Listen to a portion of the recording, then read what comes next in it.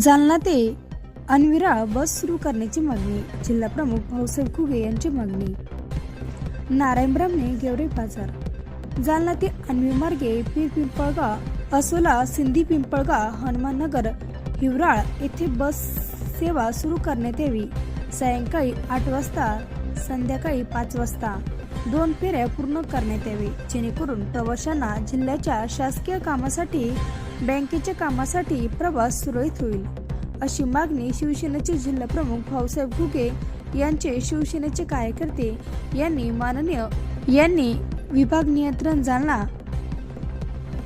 ST महामंडळ जालना, आगार प्रमुख व्यवस्थापक आवक जावक जैवाळ यांना निवेदन दिले आहे.